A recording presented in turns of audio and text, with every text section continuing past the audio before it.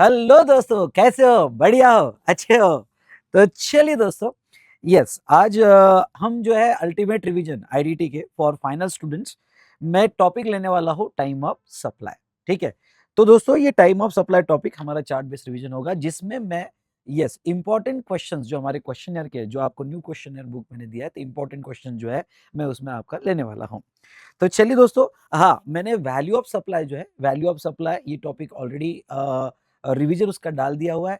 तो जो स्टूडेंट पहली बार अगर ये सेशन देख रहे होंगे तो मेरा नीचे डिस्क्रिप्शन में प्लेलिस्ट मैंने दी हुई है। वो प्लेलिस्ट में आपने वैल्यू ऑफ सप्लाई के एटलीस्ट पहले 10 मिनट्स तो भी सुन लेना। मैंने पूरा गाइडेंस दिया है अबाउट आवर अल्टीमेट रिवीजन और किस तरह से टॉपिक मैं वहां कंसीडर करूंगा, किस तरह से टॉपिक्स लूंगा, वो भी जो है मैंने एक्सप्लेन किया है। तो वो वीडियो के पहले 10 मिनट देख लेना।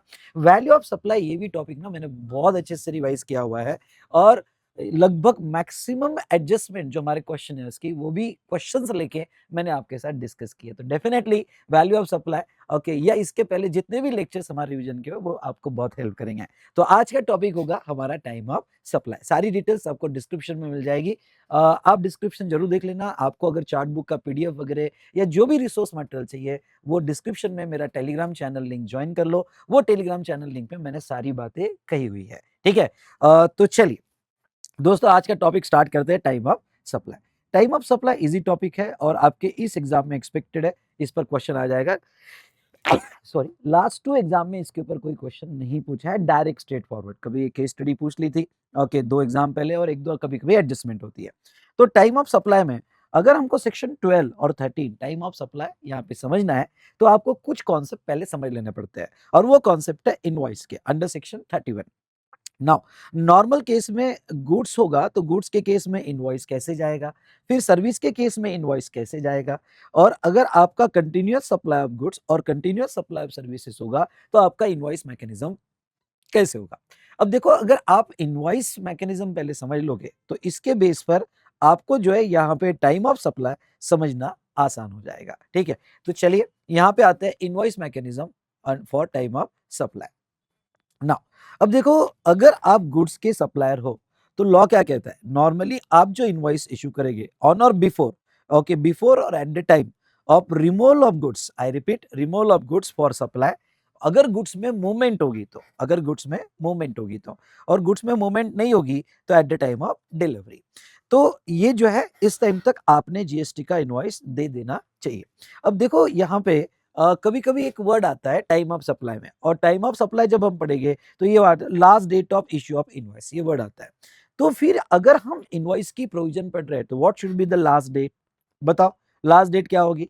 तो लास्ट डेट ओके आप जो है मूवमेंट होगा तो रिमूवल ऑफ गुड्स, मतलब क्या, आप इनवॉइस पहले तो दे ही सकते हो, पहले तो कभी भी सकते हो, बिफोर कभी भी दे सकते हो, लेकिन आपको कब तक इनवॉइस दे देना पड़ेगा, रिमूवल या डिलीवरी, और ये रिमूवल और डिलीवरी आपकी लास्ट डेट मानी जाएगी, आपकी लास्ट डेट मानी जाएगी। चलो इनवॉइस गुड्स के केस में हमारा हो गया।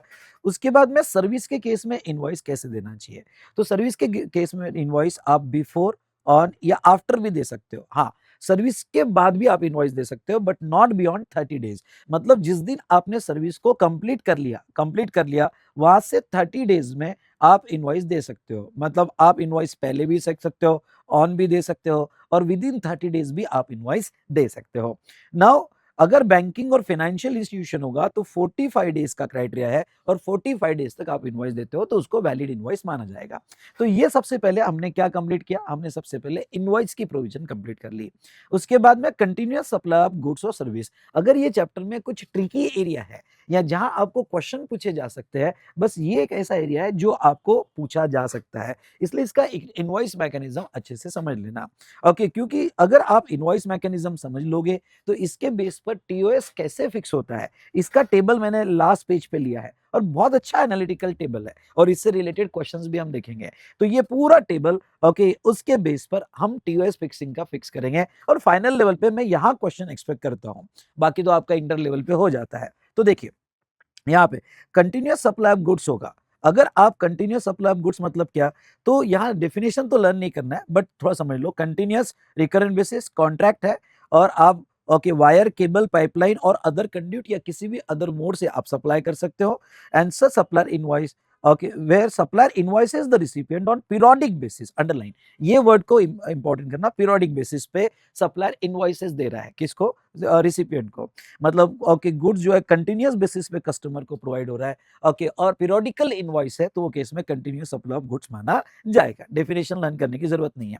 कंटिन्यूअस सप्लाई ऑफ सर्विस कब माना जाएगा, तो उन्होंने कहा है continuous supply of service where continuous और रिकरेंट बेसिस पे आप सप्लाई कर रहे हो, अंडर अ कॉन्ट्रैक्ट सप्लाई कर रहे हो, और पीरियड मोर देन 3 मंथ से, कम ऑन, सर्विस कंटिन्यूअस तभी बोली जाएगी, यानी ओके यहाँ पे कंटिन्यूअस सप्लाई ऑफ सर्विस जो है तभी बोली जाएगी अगर कॉन्ट्रैक्ट पीरियड आपका 3 मंथ से ज्यादा है और उसमें पीरियोडिक पेमेंट है, तो उसको कंटिन्यूअस सप्लाई ऑफ सर्विस बोली जाएगी। और नीचे दिया गया है कि अगर गवर्नमेंट कोई सर्विस नोटिफाई करती है एज अ कोई गुड्स और सर्विस नोटिफाई करती है as a continuous supply of goods या कंटिन्यूअस सप्लाई ऑफ सर्विसेज, तो वो नोटिफाइड एक्टिविटी आपके इस डेफिनेशन में आएगी। अब एक इंपॉर्टेंट क्राइटेरिया बस आपको क्या याद रखना है, पूरे इसमें आपको क्या याद रखना है, पूरे इसमें आपको बस एक बात याद रखना है कि सब कंटिन्यूअस सप्लाई ऑफ सर्विस में कॉन्ट्रैक्ट पीरियड 3 महीने से ज्यादा होना चाहिए, और गुड्स में ऐसा कोई क्राइटेरिया नहीं है।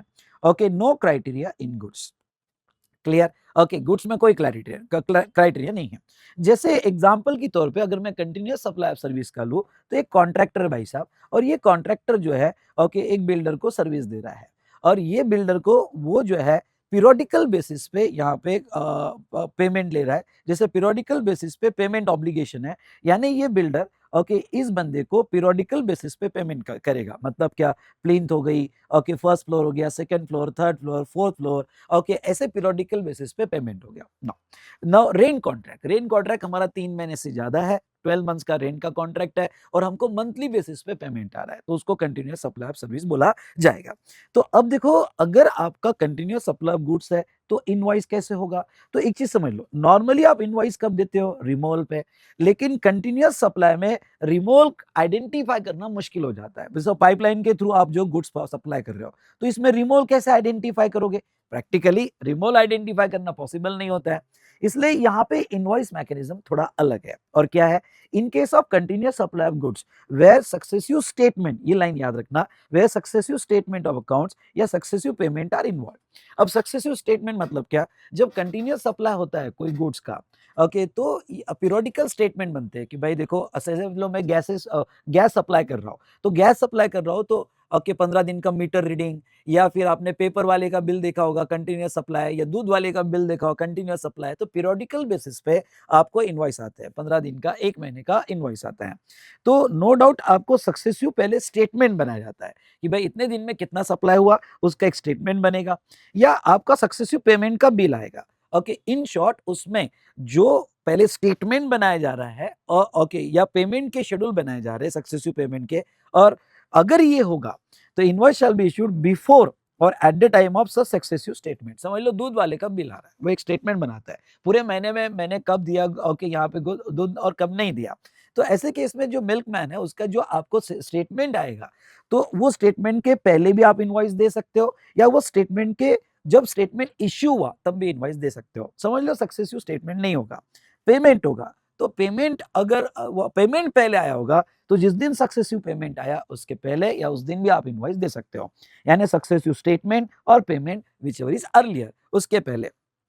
तो यहां अगर मैं आपको एक सवाल पूछूं, what should be the last date, last date क्या होगी यहाँ पे, तो लॉ क्या कहता है, लॉ ये कहता है कि जिस दिन सक्सेसिव स्टेटमेंट बना, ओके सक्सेसिव स्टेटमेंट बना या सक्सेसिव पेमेंट आया, सक्सेसिव स्टेटमेंट बना या पेमेंट आया, ओके उस दिन का ओके डेट तक इनवॉइस होना चाहिए। मतलब अगर आपने, मेरी ये लाइन ध्यान से सुनना, अगर आपने सक्सेसिव स्टेटमेंट और पेमेंट तक नहीं इनवॉइस दिया, क्योंकि आपकी लास्ट डेट ये रहेगी, ओके तो तब तक आपने देना चाहिए, तो लास्ट डेट सक्सेसिव स्टेटमेंट और पेमेंट होगी, उसके बाद डिफॉल्ट माना जाएगा। चलो, तो ये हमने गुड्स का देखा, लेकिन सर्विस के केस में अगर ऊपर दिए क्राइटेरिया पे आपका कॉन्ट्रैक्ट सर्विस का है, तो सर्विस का अगर सप्लाई ऑफ सर्विसेज के इनवॉइस है, तो यहाँ पे सर्विस सेक्टर में गवर्नमेंट ने कंटिन्यूअस सप्लाई को 3 कैटेगरी में यहाँ पे क्लासिफाई किया। कभी कभी आपके सर्विस कॉन्ट्रैक्ट जो होते हैं, जैसा रेंट एग्रीमेंट ले लो, तो रेंट एग्रीमेंट में डेट फिक्स होती है, ओके भाई हर महीने के 10 तारीख को आप रेंट दोगे, मतलब due date of payment by recipient, यानी रिसिपिएंट मुझे कब पैसा देगा, कितने दिन तक, कौन से डेट तक दे देगा, वो डेट ओके फिक्स है, यानी उसका पीरियोडिकल ऑब्लिगेशन फिक्स है, क्योंकि periodical obligation of payment and A periodic payment obligation, ये मेन क्राइटेरिया है कंटिन्यूअस सप्लाई ऑफ सर्विसेज का। तो ऐसे केस में उसकी पीरियोडिक पेमेंट की जो डेट है, जिसको हम कहते हैं due date of payment by recipient, वो असर्टेनेबल है, यानी मुझे रेंट अगले महीने की 10 तारीख तक किया, जैसे ही महीने कंप्लीट हो गया उसके 10 तारीख तक आपको देना है। तो लॉ क्या कहता है, अगर ये ड्यू डेट असर्टेनेबल है तो आप कंटिन्यूअस सप्लाई ऑफ सर्विस का इनवॉइस कब दोगे? तो invoice shall be issued on और before the due date of payment by recipient. सामने वाला आपको रेंट दे ना दे, आपने अगले महीने की 10 तारीख बोली ना ड्यू डेट, तो वो ड्यू डेट तक आपने इनवॉइस दे देना चाहिए। तो ऑन और बिफोर ड्यू डेट, अगर आपने इनवॉइस ओके ऑन और बिफोर ड्यू डेट दिया इस केस में, तो वो इनवॉइस विद इन टाइम माना जाएगा। और अगर आपने ऑन और बिफोर ड्यू डेट इनवॉइस नहीं दिया तो वो invoice not within time माना जाएगा। और ये दो लाइन हमें काम की है, क्यों? क्योंकि बेटा जब हम यहाँ पे ओके सर्विस का टीओएस फिक्स करेंगे तो यहाँ with in time and not within time, okay ये दो क्राइटेरिया, फिर सर्विस नॉर्मल सर्विस हो या कंटिन्यूअस सप्लाई ऑफ सर्विस हो, ओके ये दो क्राइटेरिया पे ही आपका टीओएस फिक्स होगा। ओके तो ये सिचुएशन में नॉट विद इन टाइम कब बोला जाएगा? इस सिचुएशन में नॉट विद इन टाइम बोला जाएगा जब आपने ड्यू डेट के पहले या ड्यू डेट तक इनवॉइस नहीं दिया। ये तो पहला केस हुआ। कभी कभी क्या होता है कि तुम जो कंटिन्यूअस सप्लाई सर्विस कर रहे हो उसमें ड्यू डेट असर्टेनेबल नहीं है। ओके हो सकता है कि कोई ड्यू डेट असर्टेनेबल नहीं है पर कॉन्ट्रैक्ट 3 महीने से ज्यादा है। ओके ड्यू डेट असर्टेनेबल नहीं है, तो ओके वो केस में लॉ क्या कहता है? वो केस में invoice shall be issued on और before the receipt of payment by the supplier. Okay receipt of payment by the supplier मतलब क्या? फिर ड्यू डेट नहीं है तो जिस दिन ओके पेमेंट रिसीव होगा, रिसिप्ट ऑफ पेमेंट और सप्लायर को पेमेंट रिसीव होगा किससे? बायर से, वो डेट को आपने इनवॉइस देना चाहिए या उसके पहले को दे देना चाहिए। ओके तो यहाँ पे लास्ट डेट क्या, sorry not within time कब होगा? पहले तो ये समझ लो विद इन टाइम कब होगा, यानी जिस दिन पैसा मिला उसके पहले इनवॉइस दे दिया तो ये विद इन टाइम होगा, लेकिन अगर उसके बाद इनवॉइस दिया तो ये नॉट विद इन टाइम होगा। I hope you understood. Now एक तीसरे नेचर का भी कॉन्ट्रैक्ट आपके कंटिन्यूअस सप्लाई ऑफ सर्विस में आ सकता है। ये तीसरे नेचर का कब? देखो link to the completion of event, समझ लो ये जो कॉन्ट्रैक्टर है ये बिल्डर को कंस्ट्रक्शन सर्विस दे रहा है पर ये ड्यू डेट नहीं फिक्स कर रहा है। इसका जो कॉन्ट्रैक्ट हुआ है इस कॉन्ट्रैक्ट में इसने इवेंट फिक्स किया है, भाई प्लीन खत्म होते ही मुझे 30% लगेगा, फर्स्ट फ्लोर खत्म होते ही सेकंड फ्लोर, थर्ड फ्लोर, तो अकॉर्डिंगली मुझे पैसा लगेगा। तो इसने ड्यू डेट फिक्स किया क्या? नहीं, इसने इवेंट फिक्स किया। कम ऑन, इवेंट, इसने इवेंट फिक्स किया अपने कॉन्ट्रैक्ट में, कंप्लीशन ऑफ इवेंट। तो चलो कंप्लीशन ऑफ इवेंट तो आपको इनवॉइस इस इवेंट वाइज देना पड़ेगा। भाई पहला इवेंट होगा इसका इनवॉइस, इसका इवेंट हो गया इसका, उसका, ओके तो आपको इवेंट वाइज यहाँ पे इनवॉइस देना पड़ेगा। ठीक है, नाउ अब सवाल क्या है कि इनवॉइस कब? तो invoice shall be issued on और before the date of completion of event, मतलब जैसे जैसे इवेंट खत्म हो गए, ओके तो ऑन और बिफोर इवेंट के पहले, in short completion of event के पहले इनवॉइस दिया तो चलेगा, इसको कहा जाएगा इनवॉइस विद इन टाइम। लेकिन ओके इसके बाद आपने इनवॉइस दिया तो इसको कहा जाएगा invoice not within time. तो यस ओके वो नॉर्मल सर्विस हो या कंटिन्यूअस सप्लाई ऑफ सर्विस हो, टीओएस तो हम सेक्शन 13 से ही फिक्स करेंगे। नॉर्मल में 30-45 डेज, ओके और कंटिन्यूअस में ओके आपको कॉन्ट्रैक्ट देखना पड़ेगा कौन से नेचर का है और उसके हिसाब से आपको फिक्स करना पड़ेगा। ठीक है, डन डन डन डन। तो ये तो हमने देखा regarding to continuous supply of services. चलिए तो इनवॉइस मैकेनिज्म हमारे कंप्लीट हुए। अब यहाँ पे आते हैं सेक्शन 12 और 13 पे। ओके 12 जो है okay till 12 time of supply of goods, okay ये यहाँ पे टीओएस देता है, और 13 time of supply of services, इसके लिए आपको टीओएस देता है। अब देखो गुड्स का टीओएस जब फिक्स करते हो तो नॉर्मली आपकी लायबिलिटी किस में आती है बेटा? नॉर्मली आपकी लायबिलिटी फॉरवर्ड चार्ज में आती है। ओ मेरे बेटा समझे क्या? ओके तो यस सर समझ में आ गया। और कुछ केस में रिवर्स चार्ज में आती है, जैसे कैशू नट्स हो गया, ए मेरी बात सुन, कैशू नट्स होगा, ओके टोबैको ल्यूज हो गए, तो आपको याद होगा तो कुछ केस में रिवर्स चार्ज में आती है। तो टाइम ऑफ सप्लाई यानी क्या कि आप गवर्नमेंट को कब पे करोगे, किस मंथ के ड्यू डेट में पे करोगे। तो जो मंथ में आपका टाइम ऑफ सप्लाई आया उस मंथ के ड्यू डेट में आप गवर्नमेंट को पे करोगे। तो अब ऐसे सिचुएशन में यहाँ देखो गुड्स का फॉरवर्ड रिवर्स देख लेते हैं और फिर सर्विस का फॉरवर्ड और रिवर्स देखते हैं। तो प्रॉब्लम पड़ते वक्त ध्यान देना कि सप्लायर का टैक्स लायबिलिटी फॉरवर्ड में आ रहा है या रिवर्स में आ रहा है, और अकॉर्डिंगली आपको टीओएस फिक्स करना पड़ेगा। जैसे यहाँ पे देखो, यहाँ पे ओके आपका अगर सप्लाई ऑफ गुड्स होगा, ध्यान सुनना, आपका अगर सप्लाई ऑफ गुड्स होगा तो टीओएस कब आएगा? Earlier of date of issue of invoice या last date of issue of invoice whichever is earlier. ठीक है, मतलब यहाँ पे date of issue of invoice या last date of issue of invoice, मतलब क्या, what should be the last date in case of goods? In case of goods last date is removal. Okay, removal और delivery, removal और delivery. अब देखो यहाँ पे अगर आपने इनवॉइस रिमूवल के पहले दे दिया, removal of goods for supply, और आपने रिमूवल के पहले दे दिया या रिमूवल को दिया, तो date of issue of invoice लिया जाएगा। तो प्रॉब्लम केयरफुली देखना, ओके, रिमूवल के पहले या बाद में। और अगर आपने इनवॉइस रिमूवल के बाद दिया, तो जो आपकी लास्ट डेट ऑफ इनवॉइस होगी, मतलब रिमूवल की डेट होगी, उस पर आपका टीओएस आ जाएगा। ठीक है, नाउ या नोटिफिकेशन नंबर 66/2017 क्या कहता है? नोटिफिकेशन ये कहता है कि TOS of goods is not on the date of receipt. Goods के केस में, ओके, गुड्स के केस में, अब देखो मैं आपको ये बता दूं, समझ लो आप सप्लाई गुड्स सप्लाई कर रहे हो सकता है कि आपने जो है रिमूवल किया है गुड्स का, अब ओके, और उसके बाद में हो सकता है इनवॉइस पहले दिया हो या इनवॉइस बाद में दिया हो। ठीक है, और हो उसके पहले एडवांस आ गया, इनवॉइस के पहले एडवांस आ गया, रिसिप्ट हो गया। तो नोटिफिकेशन 66/2017 कहता है गुड्स के केस में रिसिप्ट बेसिस यानी एडवांस पे कभी भी टीओएस नहीं आएगा, रिसिप्ट बेसिस पे टीओएस नहीं आएगा। आपका टीओएस आइदर इनवॉइस बेसिस पे आएगा या last date of invoice basis पे ही आएगा। लेकिन इसमें एक बहुत इंपॉर्टेंट जो आप अंडरलाइन करोगे, ये प्रोविजन स्पेसिफाइड एक्शनेबल क्लेम को एप्लीकेबल नहीं है। मतलब क्या, अगर आपका स्पेसिफाइड एक्शनेबल क्लेम है, सुनना, तो वो स्पेसिफाइड एक्शनेबल क्लेम गुड्स माना जाता है, और अगर ये गुड्स माना जाता है तो यहां अगर एडवांस मिला तो उसके ऊपर भी टीओएस आएगा।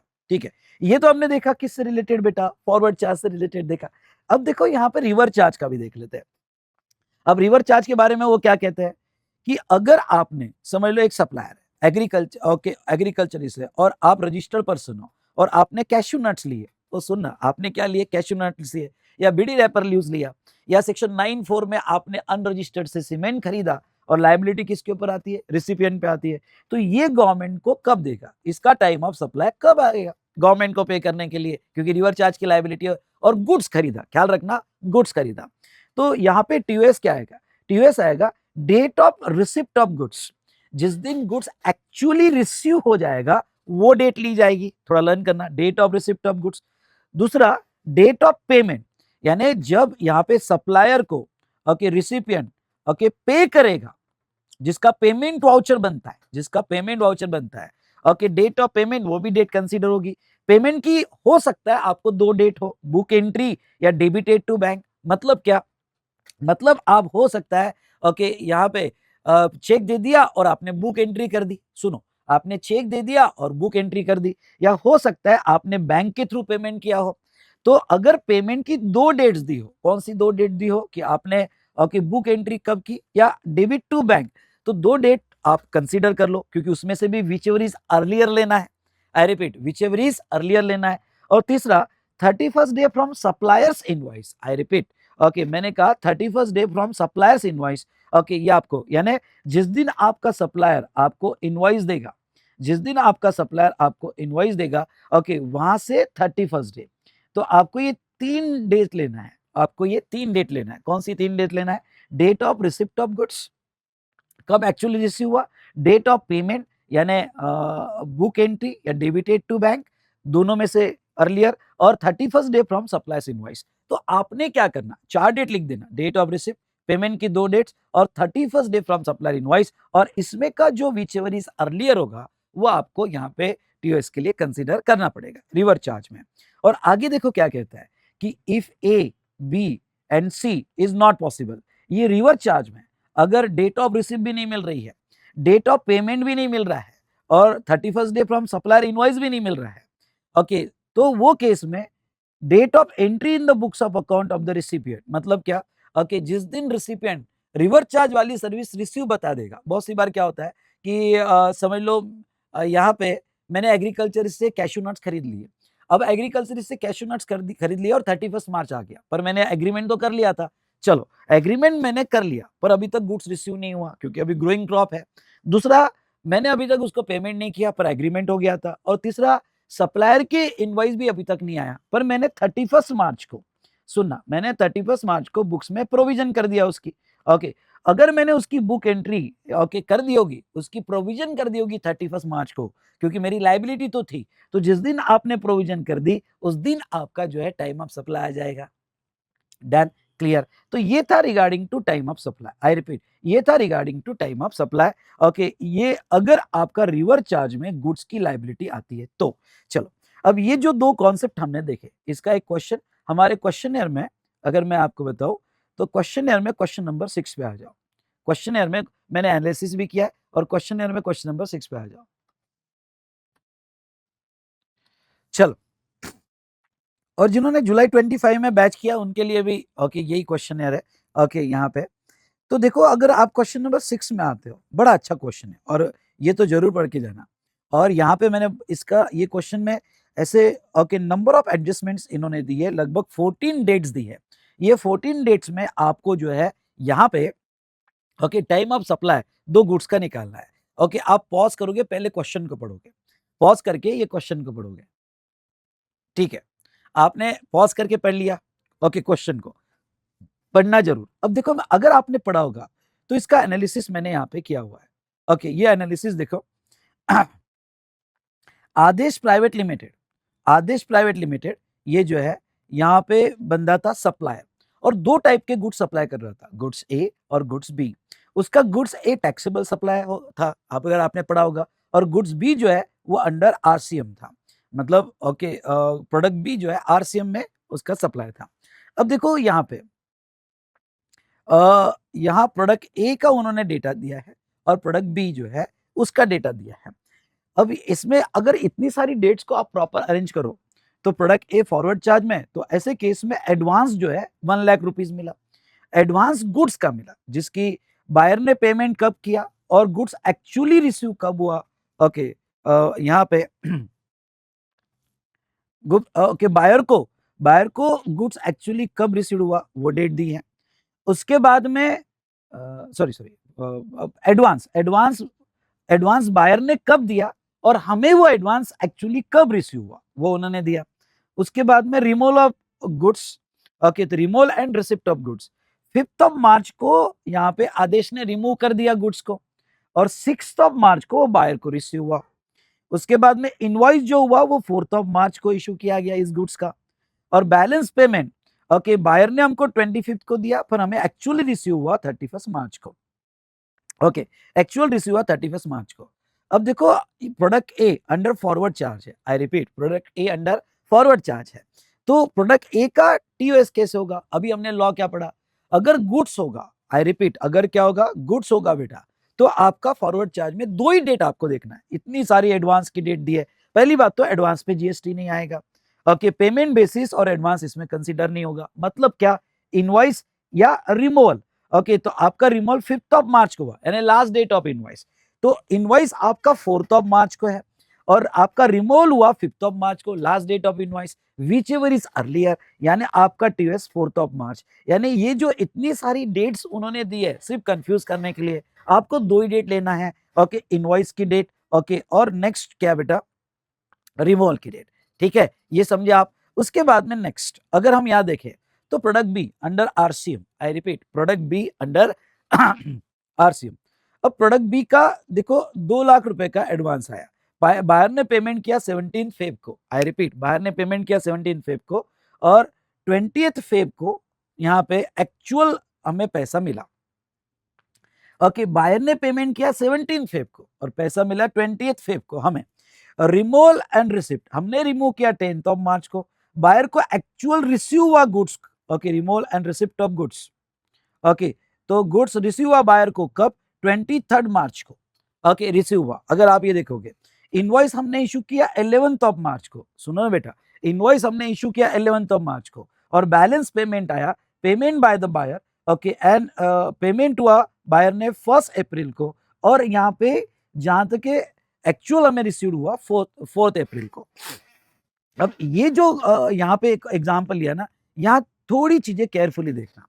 आपको यहाँ पूछा है कि इसमें रिवर चार्ज में बायर का टीओएस कब आएगा, मतलब आपको बायर के हिसाब से, हम तो सप्लायर है आदेश प्राइवेट लिमिटेड, और हमने प्रोडक्ट बी किसको दिया, बायर को, तो बायर का टीओएस कब आएगा। तो चलो अब चार्ट बुक में देखो, यहाँ पे चार्ट बुक में मैंने क्या बोला, अगर रिवर चार्ज में बायर का टीओएस निकालना है तो अब देखो क्या बोला है, बायर को गुड्स रिसीव कब हुआ वो आइडेंटिफाई करना है।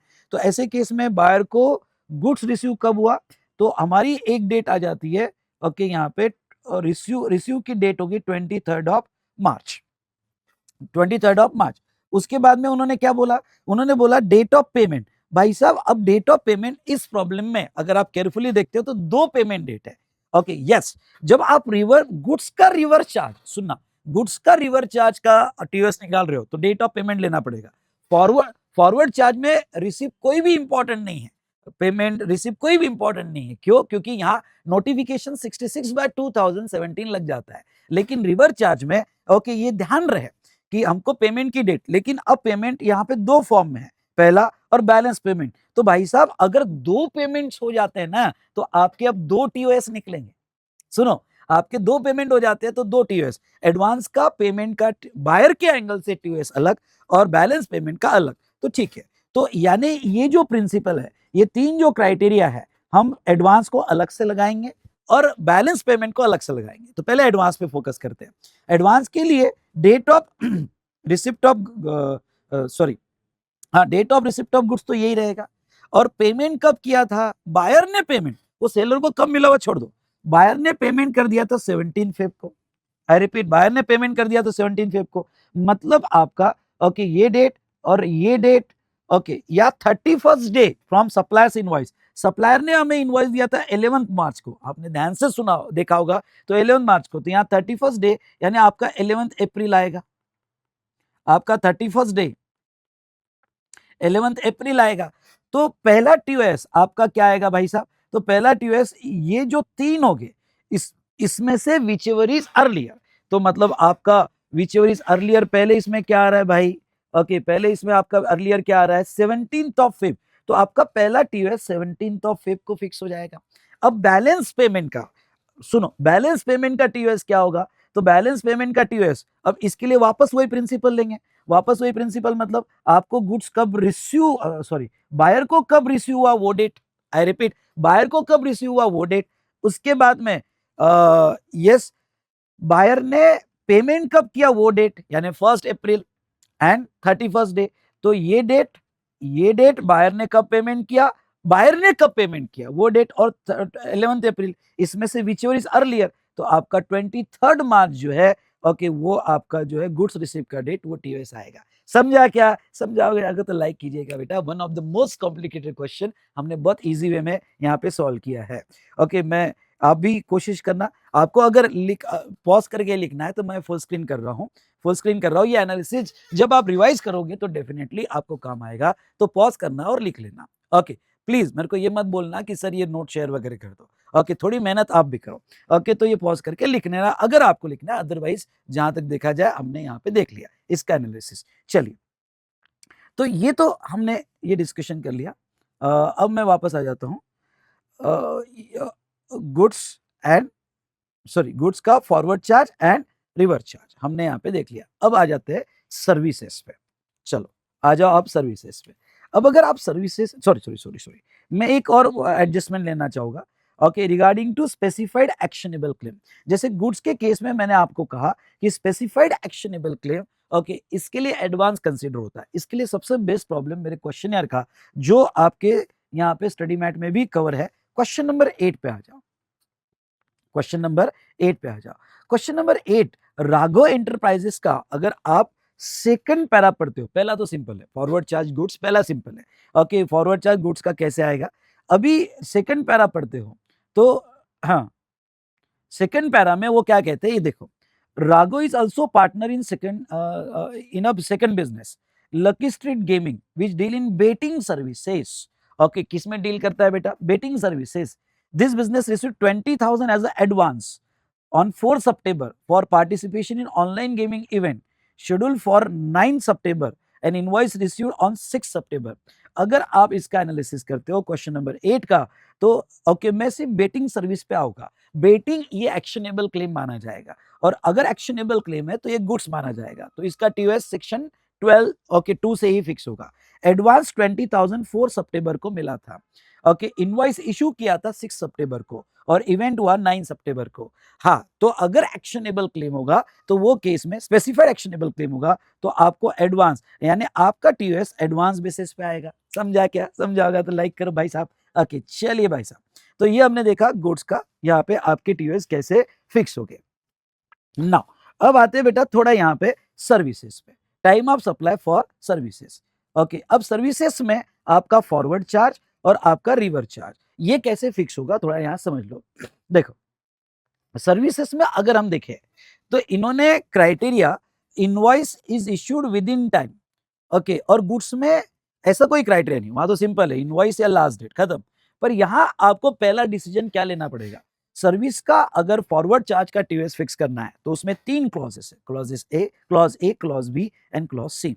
अगर फॉरवर्ड चार्ज है, ध्यान से सुनिएगा, अगर फॉरवर्ड चार्ज है तो क्लॉज ए क्या कहता है, क्लॉज ए कहता है कि अगर आपने इनवॉइस विद इन टाइम दिया हो, अब आपका यहाँ पे इमेजिनेशन कितना जाना चाहिए, इनवॉइस विद इन टाइम दिया हो मतलब क्या, आपने इनवॉइस विद इन 30 डेज दिया हो, नॉर्मल सर्विस होगी, बैंकिंग होगी तो 45 डेज दिया हो, और आपकी कंटिन्यूअस सप्लाई ऑफ सर्विस होगी तो विद इन टाइम दिया हो मतलब आपने ड्यू डेट या ड्यू डेट के पहले दे दिया, या फिर आपने रिसिप्ट के पहले दे दिया, या आपने इवेंट के पहले दे दिया, या इवेंट तक दे दिया, तो ये कहा जाएगा इनवॉइस विद इन टाइम दे दिया हो।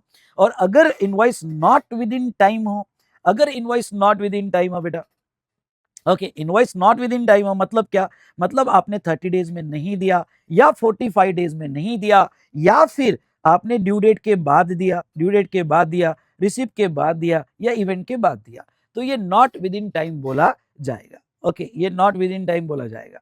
तो चलिए अब लॉ क्या कहता है, लॉ ये कहता है कि अगर इनवॉइस विद इन टाइम है, come on invoice with in time है, तो डेट ऑफ इनवॉइस और receipt whichever is earlier, simple with in time होगा तो इनवॉइस और रिसिप्ट, यहां रिसिप्ट बेसिस पे जीएसटी आएगा क्योंकि नोटिफिकेशन 66/2017 ये सर्विस के केस में एप्लीकेबल नहीं है, मतलब आपको एडवांस मिलता है तो उस पर भी जीएसटी आएगा। अब आपको रिसिप्ट की 2 डेट दी जा सकती है, एक बुक एंट्री, बुक एंट्री आपने चेक दिया होगा और बुक एंट्री कर दी होगी, सॉरी चेक मिला होगा और बुक एंट्री कर दी होगी, या बैंक रियलाइजेशन, आपको यहाँ पे बैंक रियलाइजेशन भी हुआ होगा। तो अगर रिसिप्ट की 2 डेट दी गई तो आपने 2 डेट भी लिख लेना, तो आपके पिक्चर में अब 3 डेट आएगी, इनवॉइस और रिसिप्ट की 2 डेट, और तीनों में से विच एवर इज अर्लियर वो आपको ले लेना है। Done done done done, clear. अब दूसरा देखो यहाँ पे क्या करना है, दूसरा invoice not within time, अगर नॉट विद इन टाइम है तो डेट ऑफ कंप्लीशन या date of provision of service, यानी जिस दिन आपने सर्विस कंप्लीट की, सर्विस सप्लाई की, सर्विस प्रोवाइड की, तीनों वर्ड एक ही है, और receipt whichever is earlier, receipt की 2 डेट होगी तो 2 डेट लेना, तो विद इन टाइम होगा तो इनवॉइस, विद इन टाइम नहीं होगा तो कंप्लीशन, मतलब गवर्नमेंट आपके इनवॉइस के लिए रुकेगी नहीं अगर आपने विद इन टाइम इनवॉइस नहीं दिया, और गवर्नमेंट आपका कंप्लीशन का डेट कंसीडर कर लेगी और उसके बेस पे टीओएस लगाएगी। ठीक है, अब यहाँ पे ये तो ए हुआ और ये बी हुआ, सी क्या कहता है, if TOS cannot be determine as per clause A और B then date when recipient shows receipt of service in his book of account, books of account वो लिया जाएगा। सी के बारे में थोड़ा हम बात करेंगे, पहले ए और बी समझा, क्या आपको समझा होगा तो कहो यस सर बहुत अच्छे से समझ में आया। चलिए अब हम क्या लेते हैं, रिवर्स चार्ज। रिवर्स चार्ज में तो दुनिया भर की सर्विस आपने देखी, आपको याद होगा तो आपने GTA service, okay notified person, sponsorship service, okay body corporate या partnership firm, legal service, okay business entity, कुछ याद आया क्या मेरे दोस्तों, बिजनेस एंटिटी, और ऐसी बहुत सारी सर्विस देखी। तो जब आप रिवर्स चार्ज में सर्विस का टैक्स दे रहे हो तो इनका टीओएस कब आएगा, वेरी इंपॉर्टेंट, ये तो हमारे इंस्टीट्यूट का फेवरेट एरिया है कि सर्विस के रिवर्स चार्ज में टैक्स कब आएगा, और यहाँ तो अमेंडमेंट भी है मेरे भाई साहब, यहाँ तो अमेंडमेंट भी है। तो देखिए ओके अब लॉ क्या कहता है, लॉ ये कहता है कि यहाँ पे TOS is on date of payment, मतलब जिस दिन सप्लायर, समझ लो सप्लायर जीटीए है, ओके और आप जो है आप नोटिफाइड पर्सन हो, और आपने जिस दिन पे कर दिया, किसको पे किया, जीटीए को, जिसका पेमेंट वाउचर बनेगा, तो जिस दिन पेमेंट कर दिया ओके वो डेट आपका रिसिपिएंट का टीओएस माना जाएगा। डेट ऑफ पेमेंट, पेमेंट की 2 डेट्स आपको दी जा सकती है, कौन सी 2 डेट, बुक एंट्री या debited to bank which is earlier, ये डेट दी सकते। दूसरा 61th day from suppliers invoice, okay 61 day from supplier invoice, यहां पे अगर आपको लिखना है तो आप लिख सकते हो, if supplier supplier issued, if supplier issued यहाँ पे tax invoice, if supplier issued tax invoice. और C, date of invoice issued by recipient, that is self invoice. अब ये वाला पार्ट थोड़ा अच्छा समझ लो। मैंने जब आपको आरसीएम पढ़ाया था, तो आरसीएम में मैंने क्या पढ़ाया था, देखो आरसीएम में मैंने आपको ये पढ़ाया था, थोड़ा मैं आपको समझाना चाहूंगा। ये है, समझ लो सप्लायर है और आप रिसिपिएंट हो, ठीक है, और सप्लायर ने आपको नोटिफाइड सर्विस दी, लाइक जीटीए वगैरह, नोटिफाइड सर्विस अंडर आरसीएम दिया हुआ है। अब लॉ क्या कहता है, अगर सप्लायर रजिस्टर्ड है, ओके सप्लायर रजिस्टर्ड है, तो भी जीटीए क्यों ना रजिस्टर्ड हो, लॉयर क्यों ना रजिस्टर्ड हो, सप्लायर रजिस्टर्ड हो, लेकिन अगर वो रिवर्स चार्ज होगा तो उसका टैक्स रिसिपिएंट ही देगा। तो ऐसे केस में टैक्स तो रिसिपिएंट ही देगा, लेकिन टैक्स इनवॉइस सप्लायर इशू करेगा, टैक्स इनवॉइस सप्लायर इशू करेगा, और इस इनवॉइस पे रिसिपिएंट पे कर देगा, रिवर्स चार्ज में पे कर देगा, ठीक है। और अगर सप्लायर यूआरपी है, अनरजिस्टर्ड पर्सन है, तो ऐसे केस में यहां पे रिसिपिएंट सेल्फ इनवॉइस बनाएगा। और मेरी बात सुना ना, रिसिपिएंट क्या बनाएगा, सेल्फ इनवॉइस बनाएगा, ओके, और रिवर्स चार्ज में टैक्स देगा। तो अब आपको क्या करना है, रिवर्स चार्ज की कैटेगरी देखना है, प्रॉब्लम केयरफुली पढ़ना है, ओके। अगर प्रॉब्लम में ये आ रहा है कि सप्लायर रजिस्टर्ड है, सुनो, अगर प्रॉब्लम में ये आ रहा है कि सप्लायर रजिस्टर्ड है, तो आपका रिवर्स चार्ज में टीओएस कैसे फिक्स होगा, रिवर्स चार्ज में टीओएस फिक्स होगा डेट ऑफ पेमेंट, जब रिसिपिएंट पे कर रहा है, या 61th day from suppliers tax invoice, यानी सप्लायर ने जब टैक्स इनवॉइस दिया वहां वो डेट नहीं, वहां से 61th डे लेना है, समझा क्या, वहां से 61 डे लेना है, ओके। तो यहां पे अगर सप्लायर रजिस्टर्ड है तो डेट ऑफ पेमेंट या 61 डे लेना है, और सप्लायर अनरजिस्टर्ड है तो फिर तो वो टैक्स इनवॉइस देगा ही नहीं। तो आपको डेट ऑफ पेमेंट या सेल्फ इनवॉइस की date, whichever is earlier, तो आपको दो पार्ट में डिवाइड करना है। सप्लायर रजिस्टर्ड होगा तो फर्स्ट एंड 61 डे, और सप्लायर अगर अनरजिस्टर्ड होगा तो date of payment and date of self invoice whichever is earlier. और सेम अगर A B C not possible हुआ, then date of entry in the books of account of the recipient वो consider होगा। I repeat, date of entry in the books of account of recipient, मतलब जिस दिन आप अपने books of account को 31 मार्च को प्रोविजन कर दोगे वो डेट कंसीडर होगी। मतलब कभी अगर तीनों नहीं है तो आपने अगर प्रोविजन किया होगा 31 मार्च को तो वो डेट ले लिया जाएगा। तो ये था regarding to time of supply in case of reverse charge. चलिए, अब आप थोड़ा रिवर्स चार्ज का कॉन्सेप्ट समझना है तो आप मेरे क्वेश्चन में क्वेश्चन नंबर 11 पे आ जाओ, क्वेश्चन नंबर 11 पे आ जाओ। ओके, 10 तो हमने यहाँ, सॉरी, हाँ, आप 11 पे आगे, आप 11 पे। अब देखो 11 पे मैंने यहाँ पे ओके कॉन्सेप्ट कैसे लिया है, determine time of supply in following cases assuming that GST is payable under reverse charge, okay. और सर्विस है सप्लाई ऑफ सर्विस, ये ध्यान रखना, गुड्स है या सर्विस है। गुड्स के केस में थोड़ा अलग सोचना, कैसे, गुड्स के केस में date of receipt of goods, date of payment और 31st डे। सर्विस के केस में दो ही आते हैं, डेट ऑफ पेमेंट और 61 डे फ्रॉम सप्लायर्स इनवॉइस, या डेट ऑफ पेमेंट या सेल्फ इनवॉइस, वहां date of receipt of service नहीं आती है, ठीक है। तो ये जो है ओके सर्विस है। तो डेट ऑफ पेमेंट आया 10th अगस्त को, सुनो, डेट ऑफ पेमेंट आया 10th अगस्त को। Date of issue of invoice by the supplier ये कब, जून 29 को हुआ, ओके, जून 29 को हुआ। Date of issue of invoice by recipient of service if supplier is unregistered, मतलब ये जो हुआ सेल्फ इनवॉइस, ओके। यहां इन्होंने दिया कि भाई यहां सेल्फ इनवॉइस है।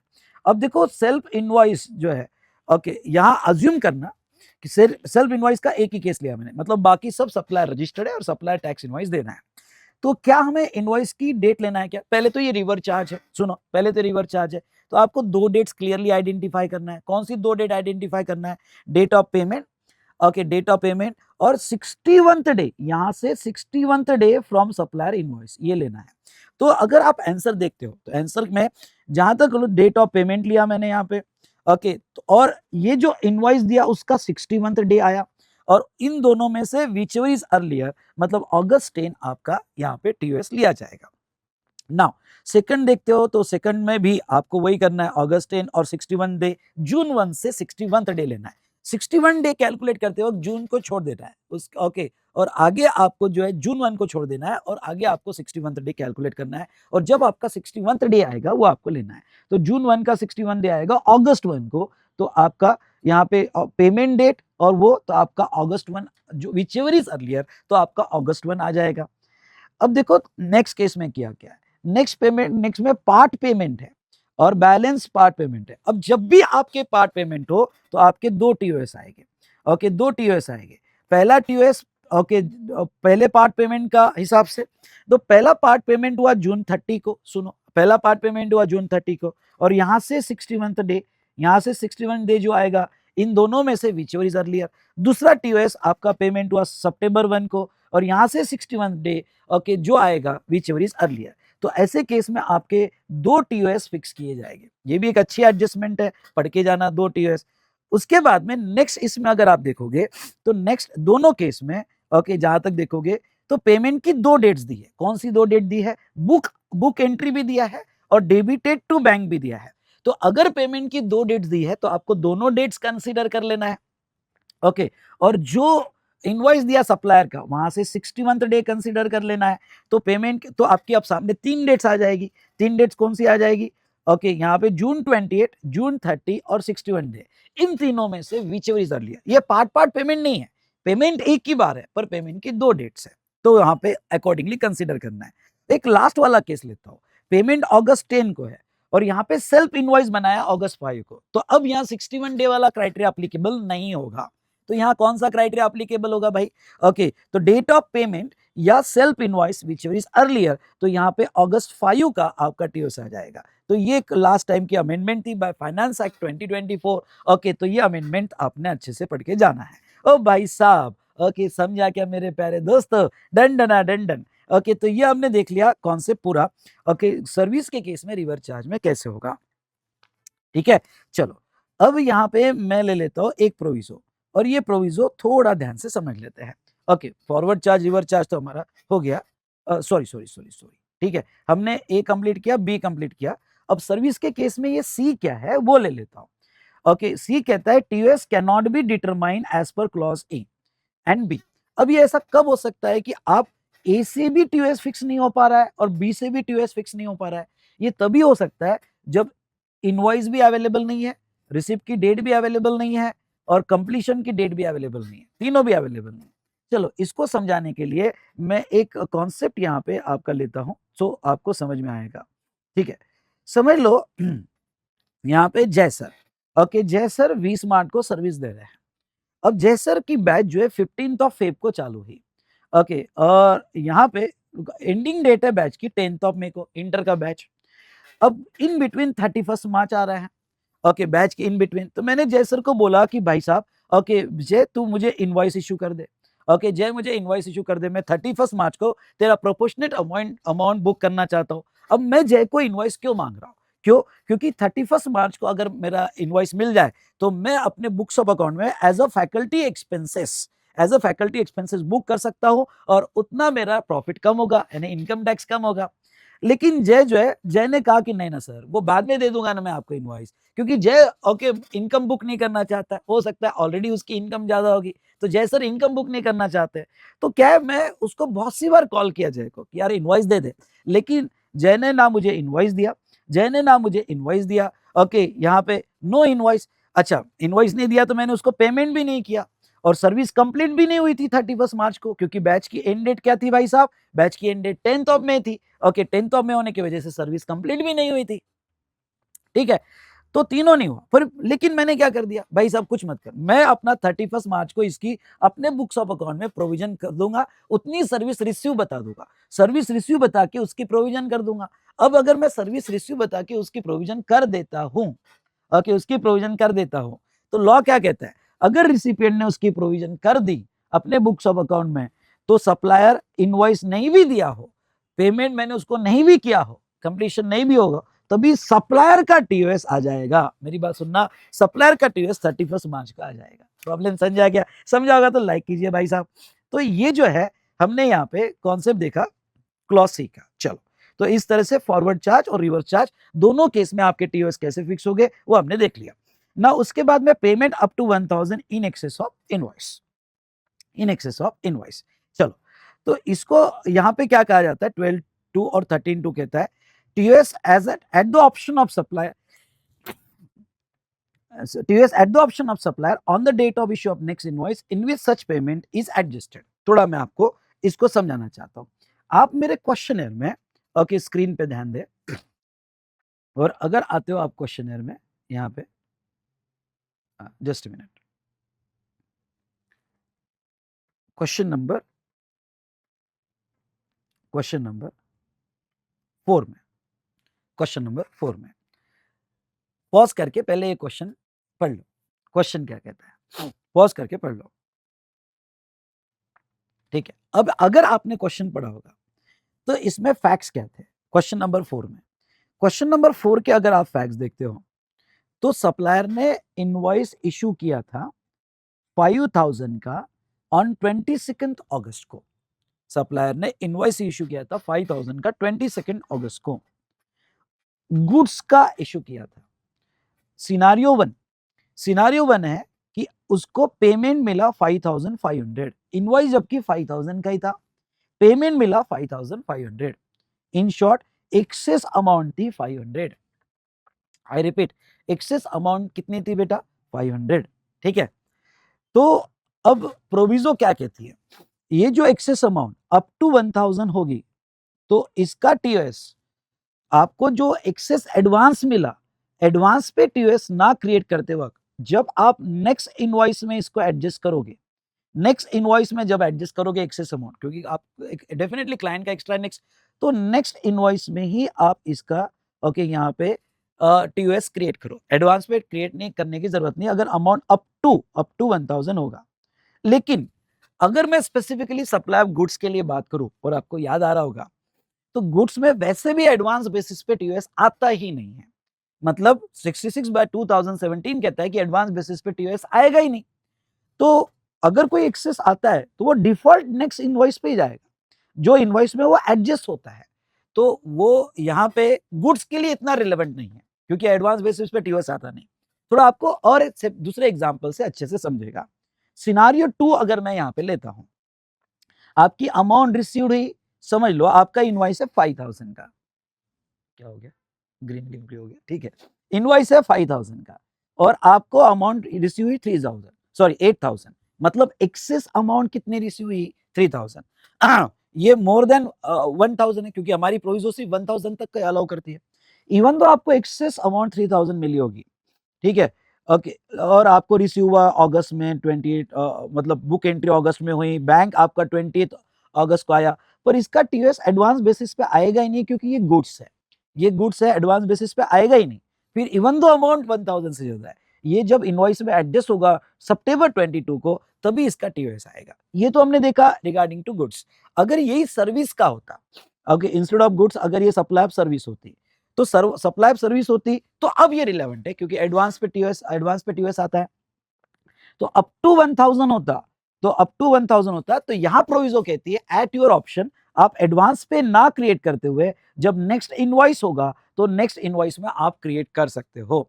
लेकिन सिनारियो 2 में अगर सर्विस होती तो उसका टीओएस 1000 से ज्यादा अमाउंट होने की वजह से, ये एक्सेस अमाउंट 1000 से ज्यादा होने की वजह से ये रिसीव बेसिस पे ही होता, उसको 1000 वाला ऑप्शन 1000 वाला ऑप्शन उसको नहीं मिलता। आई होप आप, मैंने क्या कहा आपको समझ में आया होगा और बिल्कुल रिकॉल किया होगा, हमने क्लास में बहुत अच्छे से पढ़ा था इस चीज को। ओके, तो ये था रिगार्डिंग टू ये जो प्रोविजो थी, इस प्रोविजो के बारे में हमने बात किया, ठीक है, payment of proviso.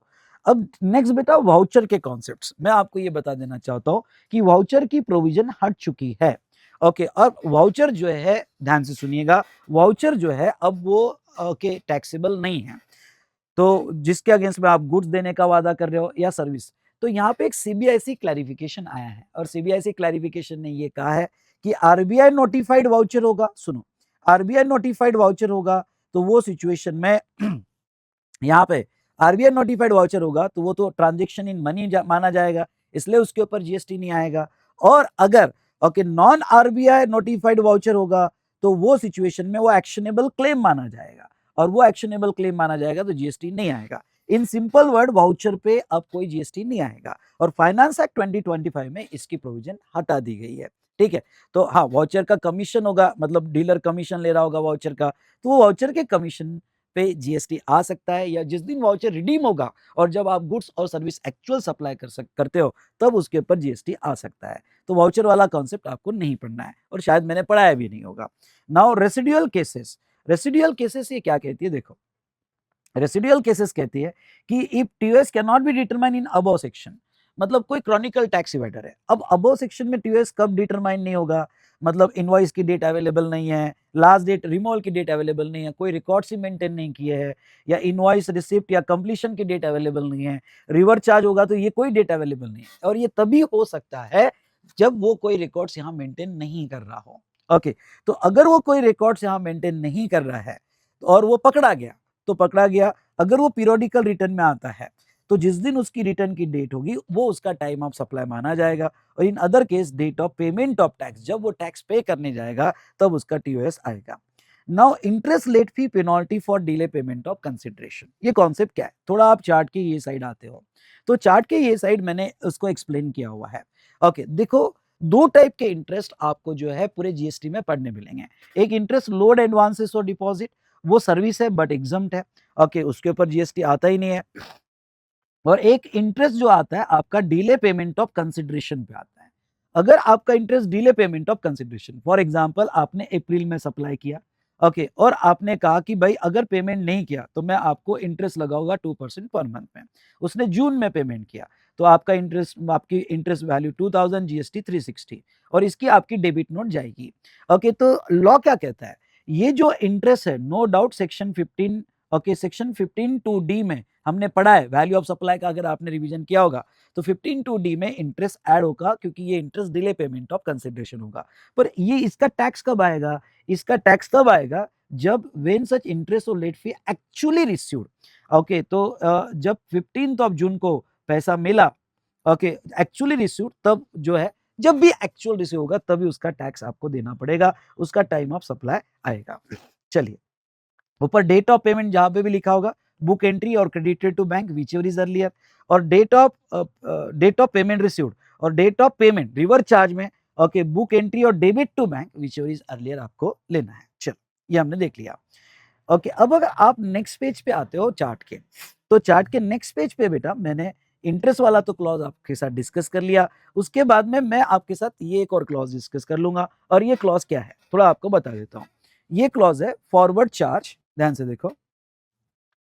Okay, specified actionable claim होगा और नॉर्मल गुड्स होगा।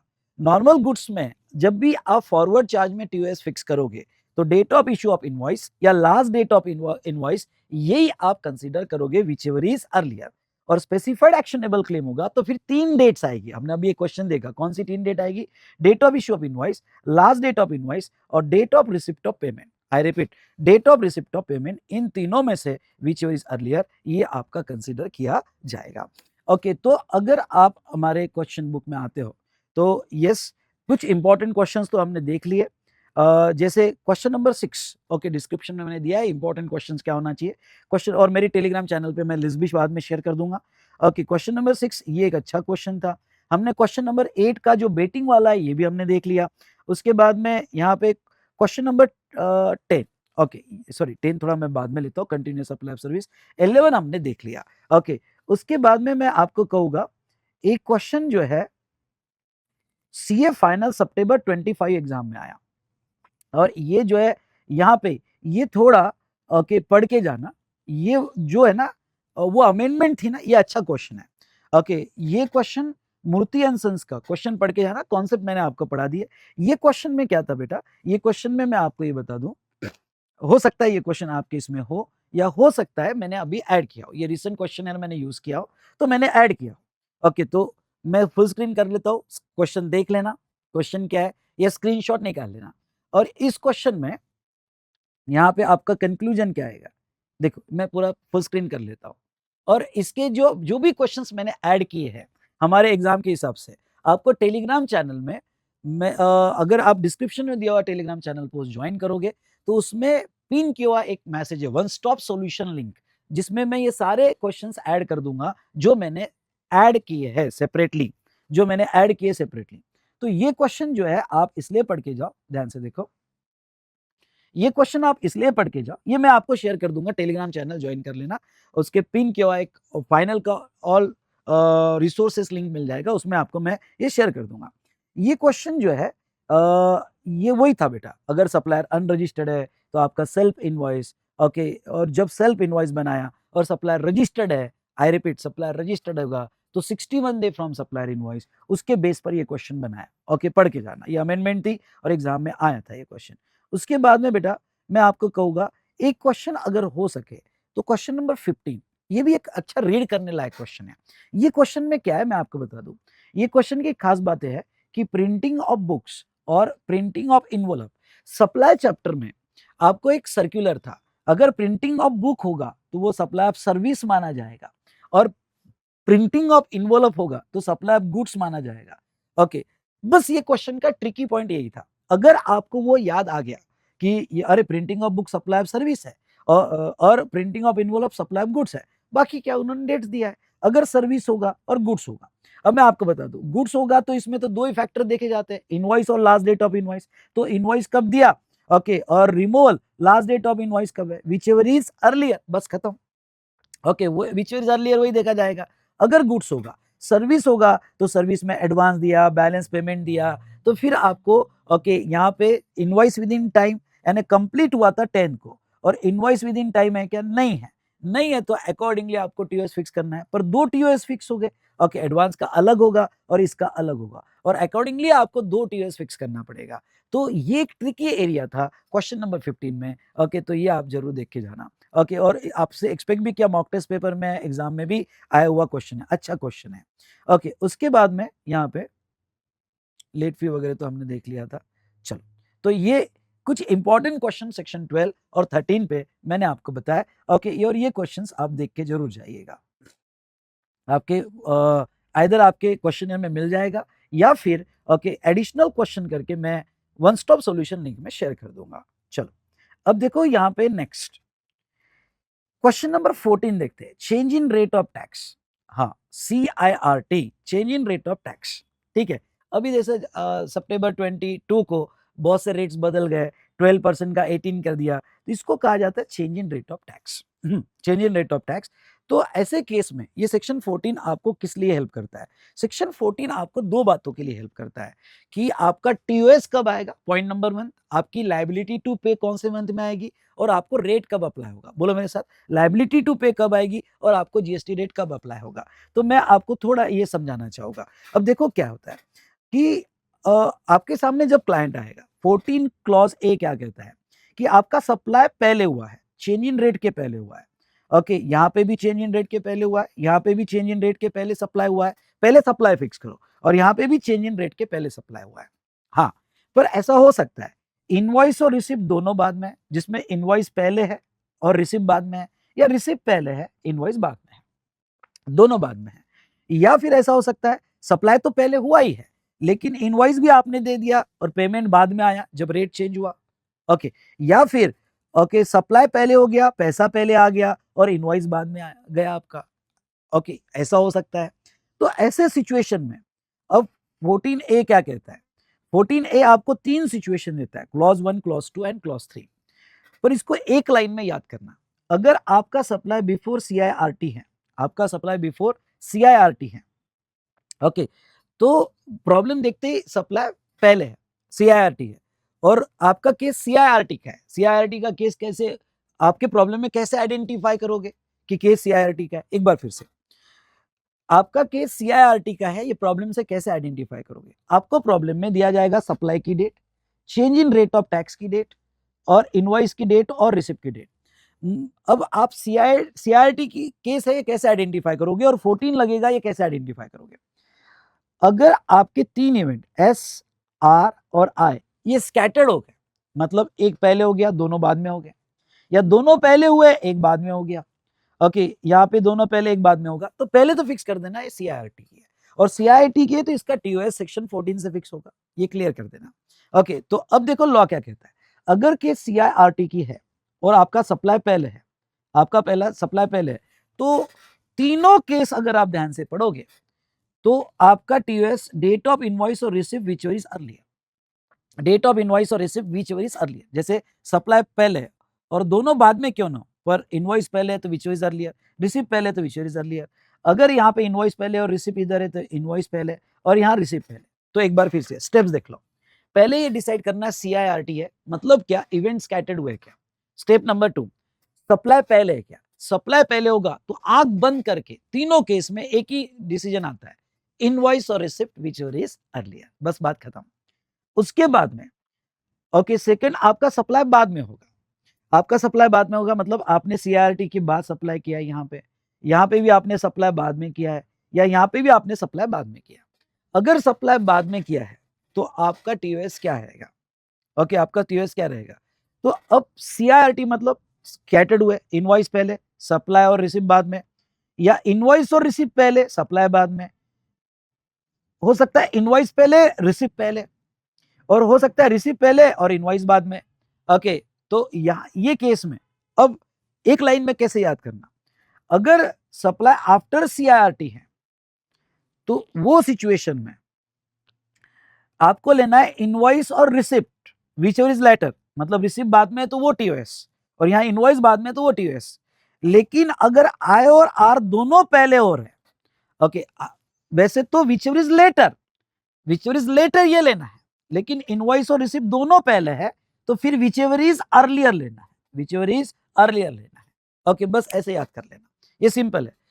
प्रिंसिपल है कि whichever is later, okay receipt और इनवॉइस जो लेटर रहेगा, लेकिन अगर दोनों पहले हो गए तो विच इज अर्लियर, ठीक है विच इज अर्लियर।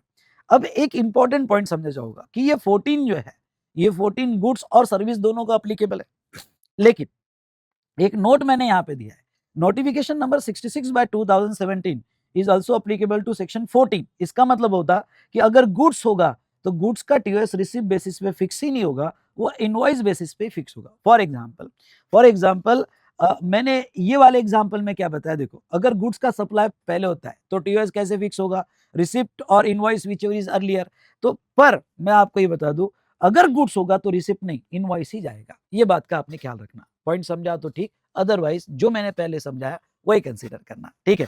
और इतने पार्ट को बार बार देखना जो मैं यहाँ कह रहा हूँ, अब मैंने देखना फिर आपने पढ़ना, नहीं समझा होगा तो वापस देखना फिर आपने पढ़ना, तो आपको यहाँ समझ में आएगा।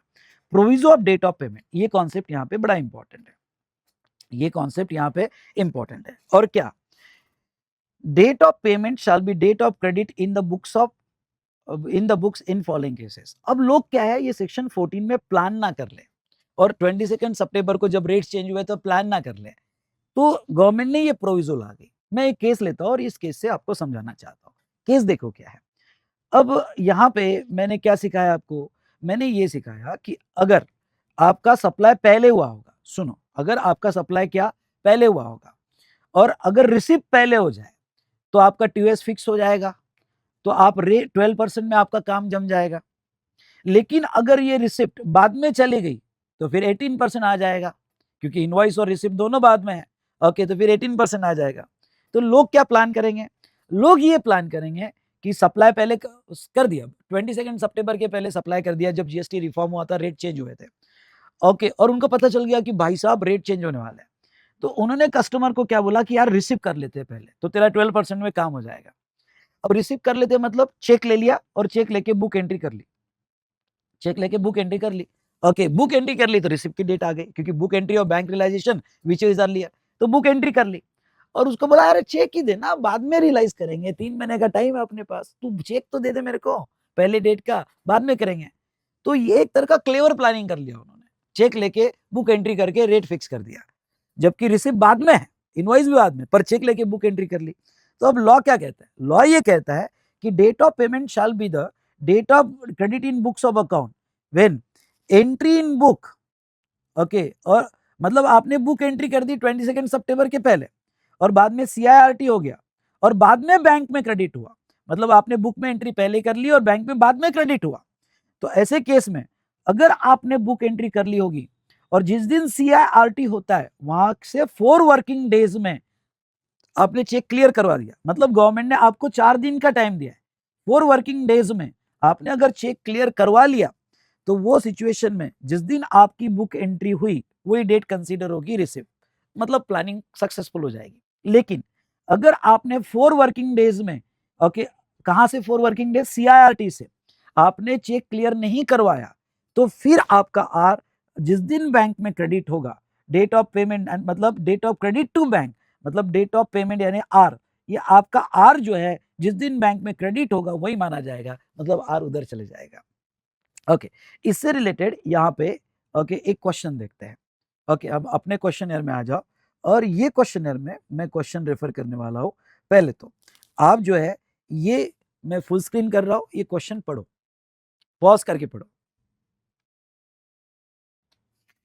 चलिए, तो आपने बेटा ये क्वेश्चन देखा होगा, ठीक है। अब ये क्वेश्चन में मैं आपको बताता हूँ एनालिसिस क्या है। अगर ये क्वेश्चन रीड किया होगा आपने तो इसका एनालिसिस क्या होगा मैं आपको बताता हूँ। देखो 10th अक्टूबर को यहाँ पे सप्लाई हुआ, सुनो 10th अक्टूबर को सप्लाई हुआ, 20th अक्टूबर को इनवॉइस दिया उन्होंने बताया, और बुक एंट्री बाय चेक पैसा मिला 15th अक्टूबर को, book entry by cheque 15th अक्टूबर को उसको पैसा मिला, और इनवॉइस 20th अक्टूबर को दिया। फिर उसका 16th अक्टूबर को CIRT हो गया, change in rate of tax 12% और 18% से रेट चेंज हुआ, आपको अगर केस स्टडी समझ रही होगी तो। और ये जो बुक एंट्री की थी बाय चेक पैसा आया था, ये बैंक में रियलाइज हुआ 18th अक्टूबर को। अब लॉ क्या कहता है देखो, प्रोविजो ये कहती है, क्योंकि एक पहली बात तो इवेंट स्कैटर्ड दिख रहा है तो CIRT है, पर प्रोविजो ये कहती है कि अगर सप्लाई पहले है तो इनवॉइस और receipt which was earlier, but what should be the date of receipt, receipt की डेट क्या रहेगी, क्योंकि दो डेट है ओके बुक एंट्री। अब ये प्रोविजो कहती है कि जिस दिन CIRT हुआ वहां से 4 वर्किंग डेज, तो CIRT कब हुआ आपका 16th अक्टूबर को, तो 17 18 दो ही वर्किंग डेज में ओके बैंक एंट्री हो जाती है, तो फिर आपकी रिसिप्ट जो है आपकी फाइनल रिसिप्ट ये मानी जाएगी, सॉरी आपकी फाइनल रिसिप्ट ये मानी जाएगी। और फाइनल रिसिप्ट अगर ये मानी जाएगी तो टाइम ऑफ सप्लाई इनवॉइस और रिसिप्ट विच वाज अर्लियर, तो रिसिप्ट 15 अक्टूबर है, इनवॉइस 20 अक्टूबर है, तो 15 अक्टूबर आपका TOS आएगा, सिंपल था। ऐसे ही बेटा क्वेश्चन नंबर 19 है, अगर आप क्वेश्चन में देखोगे तो इसमें अनुजा ओके होटल सर्विस दे रहा है, जिसमें 900 पर डे सिंगल रूम का चार्ज किया उसने, और इसमें क्या हुआ कि 18 को यहाँ होटल सर्विस को पहले एग्जाम था और 18 को वो टैक्सेबल हो गया, ओके पहले वो एग्जाम था और टैक्सेबल हो गया, तो अब 17 को चेकआउट हुआ, ओके और सेम डे को चेक आ गया, मतलब 17 को चेकआउट भी हुआ, कंप्लीशन हुआ, और सेम डेट को बुक एंट्री हो गई, और 18 को ओके वो टैक्सेबल हुआ, चेंज इन रेट हुआ। अब यहां से 4 वर्किंग डेज में रियलाइज हो जाता है, तो उन्होंने कहा कि ये यस रियलाइज हो गया 20 जुलाई को, रियलाइज हो गया मतलब 20 जुलाई को, यानी 4 वर्किंग डेज में रियलाइज हो गया, तो आपकी बुक एंट्री ही जो आपने बुक एंट्री की वो आपका TOS माना जाएगा, बुक एंट्री की वो आपका TOS माना जाएगा, या इनवॉइस की डेट, तो आपका एग्जाम्पशन में काम हो जाएगा, आपका एग्जाम्पशन में काम हो जाएगा। तो ये क्वेश्चन सिमिलर लाइन पे है, ये क्वेश्चन भी आपने पढ़ लेना है। तो ये जो था हमने सेक्शन 14 पे कुछ क्वेश्चन देखे। अब हमारे चार्ट बुक में आ जाओ, यहाँ पे एसोसिएटेड एंटरप्राइजेस, एसोसिएटेड एंटरप्राइजेस में बेटा यहाँ पे ओके स्पेशली जब सर्विस बाहर से इंडिया में आ रही है, समझ लो ABC लिमिटेड है और सर्विस इंडिया में आ रही है, तो ये नो डाउट RCM में अप्लीकेबल होगी। लेकिन अगर ये दोनों एसोसिएटेड एंटरप्राइजेस होगा तो वो सिचुएशन में आपका TOS 61th डे वाला क्राइटेरिया अप्लाई नहीं होगा, आपका TOS date of entry of service in the books of account, जब कंपनी बुक्स ऑफ अकाउंट में एंट्री कर देगी, या date of payment whichever is earlier, वो डेट आपकी कंसीडर की जाएगी एसोसिएटेड एंटरप्राइजेस में। तो प्रिंसिपली टाइम ऑफ सप्लाई हमारा खत्म हो चुका है, लेकिन अब इस टाइम ऑफ सप्लाई को हम कंटिन्यूअस सप्लाई ऑफ सर्विस के कॉन्टेक्स्ट से पढ़ेंगे, तो आपको और समझ में आएगा। और एक स्पेशल कॉन्सेप्ट पढ़ेंगे, गुड्स सेंट ऑन अप्रूवल और रिटर्न बेसिस, ये कॉन्सेप्ट पढ़ेंगे। चलिए पहले तो मैं आपको ये टेबल ना बहुत अच्छा टेबल है, ध्यान सुनो, ये टेबल बहुत अच्छा टेबल है। ओके यहाँ पे समझ लो टाइम ऑफ सप्लाई जब भी आपको गुड्स का फिक्स करना है तो सेक्शन 12 से ही फिक्स करना फॉरवर्ड चार्ज में।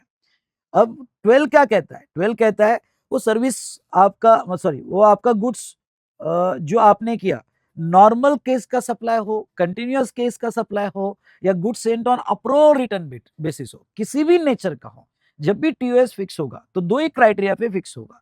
कौन से दो क्राइटेरिया फिक्स होगा? Date of issue of invoice या last date of issue of invoice. और ये date of issue of invoice या last date of issue of invoice आप कॉन्टेक्स्ट के हिसाब से फिक्स करोगे, पर हमारा तो क्राइटेरिया दो ही है और इस दो क्राइटेरिया पे ही आपका टीओएस फिक्स होगा। पहला लेते हैं। पहला, अगर आपका नॉर्मल सप्लाई होगा तो नॉर्मल सप्लाई में ओके टीओएस तो ऐसा ही फिक्स करना है, तो नॉर्मल सप्लाई में आपका टीओएस कैसे फिक्स होगा? ओके तो आपका टीओएस जो होगा, okay if invoice is issued on और बिफोर ऑफ रिमूवल या डिलीवरी, तो आपका TOS date of issue of invoice आ जाएगा, क्योंकि इनवॉइस आपने पहले दिया। अगर आपने इनवॉइस रिमूवल के बाद दिया यानी नॉट इश्यूड ऑन और बिफोर मतलब बाद में दिया, तो आपका टीओएस डेट ऑफ रिमूवल पे आ जाएगा। सिंपल है। ओके नॉर्मल केस में कंटिन्यूअस सप्लाई में आपको किस कॉन्टेक्स्ट में सोचना पड़ेगा? Successive statement. अगर आपने सक्सेसिव स्टेटमेंट और पेमेंट के पहले इनवॉइस दे दिया तो डेट ऑफ इनवॉइस हो जाएगा, और आपने इनवॉइस सक्सेसिव स्टेटमेंट के बाद दिया तो फिर आपकी लास्ट डेट कब होगी? आपको टीओएस तो लास्ट डेट को ही आएगा, पर लास्ट डेट कब होगी ये ध्यान रखना। Last date date of successive statement और डेट ऑफ सक्सेसिव पेमेंट वही लास्ट डेट होगी, वैसा होगा। ओके और ये अप्रूवल और रिटर्न में थोड़ा बाद में लेता हूं, ये आपको समझ गया क्या? तो सक्सेसिव स्टेटमेंट और पेमेंट उसके हिसाब से आपको लास्ट डेट फिक्स करनी पड़ेगी। ये तो हमने गुड्स का देखा। अब हम सर्विस का देखते हैं। सर्विस का भी टीओएस फॉरवर्ड चार्ज में जब आप फिक्स करोगे तो आपके दो ही criteria, within time, not within time. अगर आपका इनवॉइस विद इन टाइम होगा तो इनवॉइस और date of receipt which is earlier, और invoice not within time होगा तो provision of service, date of receipt which is earlier, और आपको ये अलग अलग कॉन्टेक्स्ट में लगाना है। नॉर्मल केस में आपने इनवॉइस 30 और 45 डेज में देना चाहिए। तो अगर आपने इनवॉइस 30 या 45 डेज में दे दिया तो आपका टीओएस कैसे होगा? इनवॉइस और receipt which is earlier. Goods के केस में तो रिसिप्ट बेसिस पे टीओएस आता ही नहीं है, मतलब आप 30 नहीं लगा रहे हो, कोई अलग ही नहीं है, मैं 30 नहीं लगा रहा हूं, और कैसा आपने लगाना चाहिए ये बता रहा हूं। Invoice not within time दिया नॉर्मल केस में, तो date of provision of service और रिसिप्ट विच इज अर्लियर। समझ में आया क्या आपको? समझ में आया तो बोलो ठीक है। लेकिन अगर आपकी कंटिन्यूअस सप्लाई ऑफ सर्विस है, और कब बोला जाएगा इनवॉइस विद इन टाइम? तो कंटिन्यूअस सप्लाई ऑफ सर्विस के केस में अगर आप ध्यान देते हो तो आपके तीन सिचुएशंस है। कंटिन्यूअस सप्लाई ऑफ सर्विस के केस में तीन सिचुएशंस है। अगर आपने इनवॉइस ड्यू डेट के पहले दे दिया, या इनवॉइस ड्यू डेट असर्टेनेबल होगी नहीं होगी तो पेमेंट के पहले दे दिया, या इनवॉइस इवेंट के पहले दे दिया, तो आपने ड्यू डेट के पहले या रिसिप्ट के पहले या इवेंट के पहले या इवेंट तक ड्यू डेट तक इनवॉइस दे दिया, तो इनवॉइस और रिसिप्ट विच इज अर्लियर लिया जाएगा। और अगर आपने इनवॉइस ड्यू डेट तक नहीं दिया या रिसिप्ट तक नहीं दिया या इवेंट के पहले नहीं दिया, तो फिर आपका डेट ऑफ कंप्लीशन ओके या date of receipt which is earlier. और डेट ऑफ कंप्लीशन मतलब ही ड्यू डेट, जिस दिन आपकी ड्यू डेट एंड हुई, क्योंकि वो लास्ट डेट मतलब वो उस दिन ही आपका टीओएस आ जाएगा। मतलब डेट ऑफ कंप्लीशन मतलब जिस दिन आपकी ड्यू डेट हुई या जिस दिन पेमेंट मिला या जिस दिन इवेंट कंप्लीट हुआ, वो या डेट ऑफ रिसिप्ट वो लिया जाएगा। तो थोड़ा आप उस कॉन्टेक्स्ट में इसको 2-3 बार पढ़ना तो आपको और समझ में आएगा। ओके तो ये था रिगार्डिंग टू यहाँ पे टीओएस। ओके जब कंटिन्यूअस सप्लाई ऑफ गुड्स या कंटिन्यूअस सप्लाई ऑफ सर्विस होगी। इसके रिलेटेड हम जो है हमारे ओके क्वेश्चन बैंक में आ जाओ, और क्वेश्चन बैंक में मैं एक प्रॉब्लम लेना चाहूंगा, and I think question number 10 पे आओ। ओके बहुत अच्छा क्वेश्चन है, क्वेश्चन नंबर 10, और ये सीए फाइनल में 22 एग्जाम में पूछा गया था। मंगेश एंटरप्राइजेस गोवा का क्वेश्चन है। ओके ये क्वेश्चन स्क्रीन पे पॉज करके पढ़ो, ठीक है? ये आपने पढ़ लिया। अब यहां पे ध्यान से देखो, ये अगर क्वेश्चन आपने पढ़ा होगा तो इसमें मैं थोड़ा आपको एनालिसिस करके देता हूं।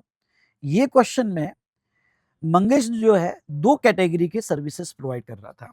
एक जो है गेस्ट हाउस अकोमोडेशन यानी रेंटिंग, मतलब रेंटिंग दे रहा था गेस्ट हाउस पे, उसके साथ कूलिंग, हीटिंग, इंटरनेट और पार्किंग सर्विस दे रहा है। ओके और पार्किंग सर्विस दे रहा है। और सेकंड केस में वो एसी मेंटेनेंस सर्विस दे रहा है for 6 months in terms of contract, ठीक है?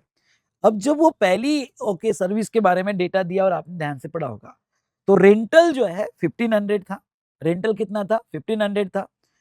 सूट्स उसके 20 थे और ऑक्यूपेंसी 50% थी। ओके ऑक्यूपेंसी 50% थी, ठीक है, तो यहाँ पे क्वेश्चन नंबर 10 पे अगर आप आओगे, जस्ट मिनट। हाँ, तो बेटा सिंपल था क्या यहाँ पे, और मंथ कौन सा था, फेब्रुवरी। यहाँ पे मंथ कौन सा था, फेब्रुवरी। तो फेब्रुवरी 20 डेज का होता है, तो उसकी यहाँ पे पर डे रेंटल 1500 का था, 20 सूट्स थे। तो यहाँ पे अगर आप थोड़ा कैलकुलेशन करोगे, और मंथ था फेब, मंथ था फेब, तो 1500 इंटू 20 इंटू फेब के 28 डेज, 50 फेब के 28 डेज इंटू 50% ऑक्यूपेंसी, 50% ऑक्यूपेंसी, ये ओके उसका वैल्यू था। और उस वैल्यू पे CGST, ओके, और उस वैल्यू पे SGST आप निकालोगे, और नो डाउट ये फेब में ही उसको टैक्स देना पड़ेगा। ओके, फेब में ही टैक्स देना पड़ेगा। प्लस वो कैटरिंग और फूड सर्विसेज सेपरेटली प्रोवाइड कर रहा है, जिसका कलेक्शन 70,000 हुआ, 70,000 हुआ। अब इसमें GST रेट्स क्या दिए है, GST AC मेंटेनेंस का रेट, फूड कैटरिंग का रेट। अब कैटरिंग का कलेक्शन अलग हुआ, इसलिए ये 70,000 5% से क्लासीफाई हो गए। उसके बाद में रेंटिंग और पार्किंग, यहाँ पे हाँ, रेंटिंग 18% और पार्किंग भी 18%। बट रेंटिंग और पार्किंग ये कंपोजिट सप्लाई है, कंपोजिट में प्रिंसिपल सप्लाई रेंटिंग है। अगर प्रिंसिपल सप्लाई रेंटिंग है तो प्रिंसिपल सप्लाई का रेट और प्रिंसिपल सप्लाई का रेट 18%, मतलब यहाँ पे भी जो रेट लगेंगे वो रेट जो है 18% इंटू 18% का रेट लगेगा, और अकॉर्डिंगली CGST और SGST कैलकुलेट होगा। आई होप आप you understood what I am saying. तो ये जो था ये पहला हमारा सॉल्व हुआ। दूसरा, AC मेंटेनेंस सर्विस वो दे रहे हैं और 6 मंथ्स दे रहे हैं फ्रॉम द कॉन्ट्रैक्ट, और कॉन्ट्रैक्ट इफेक्टिव ऑफ 1 फेब से। तो ये 6 मंथ मतलब 3 मंथ से ज्यादा है, 3 मंथ से ज्यादा है मतलब ये कंटिन्यूअस सप्लाई ऑफ सर्विस है। ओके, ये कंटिन्यूअस सप्लाई ऑफ सर्विस है। अगर ये कंटिन्यूअस सप्लाई ऑफ सर्विस है जिसमें सर्विस प्लस स्पेयर पार्ट्स दोनों दिए जा रहे थे, और टोटल चार्जेस लिए 12,000, तो इसका टैक्स क्या फेब में आएगा, क्या फेब से इफेक्टिव हुआ। और इसमें ड्यू डेट उन्होंने कहा ड्यू डेट असर्टेनेबल नहीं है, 6 महीने में कभी भी पैसा आ सकता है। और इसका इनवॉइस फेब्रुवरी में रेज नहीं किया, no amount received and no invoice raise in Feb, in Feb कोई भी इनवॉइस रेज नहीं किया। अब आपके कितने फैक्टर है, पहला तो ये कंटिन्यूअस सप्लाई ऑफ सर्विस है, स्टेप बाय स्टेप चलते हैं। पहला तो ये कंटिन्यूअस सप्लाई ऑफ सर्विस है। अब कंटिन्यूअस सप्लाई ऑफ सर्विस में इनवॉइस कब देना चाहिए, क्या इस कॉन्ट्रैक्ट में ड्यू डेट असर्टेनेबल थी, नहीं। अगर ड्यू डेट असर्टेनेबल नहीं थी तो इनवॉइस की डेट अवेलेबल नहीं है। अब ड्यू डेट असर्टेनेबल नहीं है तो जब रिसीव होगा तब इनवॉइस देंगे, पैसा रिसीव भी नहीं हुआ तो फेब में इनवॉइस भी नहीं गया, फेब में इनवॉइस भी नहीं गया क्योंकि पैसा भी रिसीव नहीं हुआ। ओके, तो ऐसे सिचुएशन में, और ये इवेंट बेस्ड भी नहीं है, तो ऐसे सिचुएशन में क्या फेब मंथ में इसकी लायबिलिटी आएगी क्या, तो इसकी लायबिलिटी फेब मंथ में नहीं आएगी। अच्छा, फेब मंथ में इसकी लायबिलिटी क्यों नहीं आएगी, क्यों, क्योंकि ड्यू डेट असर्टेनेबल नहीं है, पैसा भी रिसीव नहीं हुआ, इनवॉइस भी रेज नहीं हुआ, तो इसका टाइम ऑफ सप्लाई ओके तभी आएगा जब रिसीव होगा, और रिसीव हुआ ही नहीं। अगर रिसीव हुआ ही नहीं या इनवॉइस जब इश्यू होगा तब, पर ना इनवॉइस गया ना रिसीव हुआ, तो फेब में उसकी लायबिलिटी नहीं आएगी। ओके, ये आपको लिखना है। तो भाई साहब ये जो एक अच्छा क्वेश्चन था, क्वेश्चन नंबर 10 मैंने आपके साथ डिस्कस किया। अब थोड़ा एक लास्ट डिस्कशन पे आते हैं, और ये डिस्कशन केयरफुली देखना। Goods Saint on sale on approval और रिटर्न बेसिस, ये लास्ट चार्ट, ये आपका जो चार्ट है इसका ये वाले पार्ट पे मैं धीरे धीरे जूम करता हूँ। ओके, और ये क्या कहता है, अगर आपने गुड्स को सेल किया अप्रूवल रिटर्न, तो लॉ क्या कहता है, इनवॉइस कब देना चाहिए, आपने इनवॉइस देना चाहिए। अगर आप ध्यान से पढ़ोगे तो आपने इनवॉइस देना चाहिए, और मैंने इसकी इनवॉइस की प्रोविजन, मैंने इसकी इनवॉइस की प्रोविजन फर्स्ट पेज पे दी है। और अगर आप फर्स्ट पेज पे आते हो तो फर्स्ट पेज में ये साइड दी, इनवॉइस की प्रोविजन क्या दी, where goods are being sent on approval और return basis remove for supply, then invoice shall be issued on और before the time of supply, date of approval. जिस दिन आपको जब रिमूव होगा तब इनवॉइस नहीं देना है, जिस दिन तुम्हारा क्लाइंट अप्रूव कर देगा उस दिन इनवॉइस देना है, उस दिन इनवॉइस देना है। और 6 months from the date of removal, अगर 6 महीने के अंदर अप्रूवल नहीं आया तो जिस दिन 6 मंथ्स कंप्लीट हो गए तब इनवॉइस देना है। मतलब यहाँ इनवॉइस की 2 डेट है, 6 महीने में यहाँ 2 क्राइटेरिया क्रिएट हो गए, 6 महीने में अप्रूवल आया और 6 महीने में अप्रूवल नहीं आया। 6 महीने में अगर अप्रूवल आ गया तो डेट ऑफ अप्रूवल, और 6 महीने में अप्रूवल नहीं आया ओके तो 6 मंथ्स। तो पहला केस लेते हैं, 6 महीने में अप्रूवल आ गया तो आप इनवॉइस दोगे, तो टीओएस क्या होगा, TOS is the date of invoice या last date, last date which is earlier. मतलब क्या, ओके, तो डेट ऑफ अप्रूवल जो है आपकी लास्ट डेट है, तब तक आपने इनवॉइस दे देना चाहिए। तो अगर इनवॉइस आपने अप्रूवल तक दिया तो डेट ऑफ इनवॉइस, और अगर आपने इनवॉइस अप्रूवल के बाद दिया तो डेट ऑफ अप्रूवल आपका टीओएस आएगा। ये तो पहला सिनारियो। समझ लो अप्रूवल नहीं आया, अप्रूवल नहीं आया तो जिस दिन 6 मंथ्स कंप्लीट हो गए तब वो लास्ट डेट होगी। तो 6 मंथ के पहले इनवॉइस दिया तो वो डेट, 6 मंथ्स के बाद इनवॉइस दिया तो जिस दिन 6 मंथ्स कंप्लीट हो गए वो डेट ली जाएगी। तो इसको ध्यान से पढ़ना। मैंने क्या किया, इसको दो सिनारियो में किया है। If acceptance is given before 6 months and invoice issued on और बिफोर एक्सेप्टेंस, ओके, तो अगर एक्सेप्टेंस आ गया और इनवॉइस एक्सेप्टेंस के पहले तो डेट ऑफ इनवॉइस। अगर एक्सेप्टेंस नहीं आया 6 मंथ्स में, ओके, एक्सेप्टेंस नहीं आया पर invoice issued when 6 months expire, आपने इनवॉइस दिया तो डेट ऑफ इनवॉइस, बस खत्म। क्योंकि एक्सेप्टेंस नहीं आया तो लास्ट डेट 6 मंथ्स है, आपने 6 मंथ्स कहां से, डेट ऑफ रिमूवल से, तो वो डेट। अगर acceptance is given before 6 months but acceptance is given before 6 months but invoice is not issued on or before acceptance, acceptance आया पर acceptance तक invoice नहीं दिया तो what is the last date, date of acceptance। और अगर 6 months हो गए और invoice नहीं दिया तो जिस दिन 6 months हो जाएगी वो डेट आपका टीओएस आएगा। अब इसका एक क्वेश्चन देख लेते हैं। ओके, तो क्वेश्चन से और आपकी अंडरस्टैंडिंग क्लियर हो जाएगी और क्लैरिटी आपको मिल जाएगी। ओके, स्क्रीन पे ये क्वेश्चन है, पॉज करके इसको पढ़ लो। Question number 3। और अब क्वेश्चन नंबर 3 को अगर आपने पढ़ा होगा तो देखो, from the following information determine time of supply if goods are supplied on approval basis, date of approval और return basis, removal of goods, issue of invoice, accepted by recipient and receipt of payment. ठीक है, अब देखो data बहुत कुछ दिया है। पहला, acceptance communicated within 6 month, थोड़ा स्लोली चलो। 6 महीने के अंदर एक्सेप्टेंस आ गया तो अब मेरे लिए एक्सेप्टेंस इंपॉर्टेंट हो गया। अब ठीक है, 6 महीने के अंदर एक्सेप्टेंस आ गया तो लॉ क्या कहता है, लॉ ये कहता है कि आपने इनवॉइस एक्सेप्टेंस के पहले दे दिया होगा तो इनवॉइस, और एक्सेप्टेंस के बाद दिया होगा तो डेट ऑफ एक्सेप्टेंस। इनवॉइस मैंने 25/11 को दिया, अब रिमूवल मेरे काम का नहीं क्योंकि एक्सेप्टेंस आ गया, तो 25/11 को मैंने इनवॉइस दिया और एक्सेप्टेंस 15 को आया, मतलब एक्सेप्टेंस आने के बाद इनवॉइस दिया तो फिर इनवॉइस लेट हो गया, लेट हो गया तो लास्ट डे यानी पहला टीओएस आपका 15 को आ जाएगा।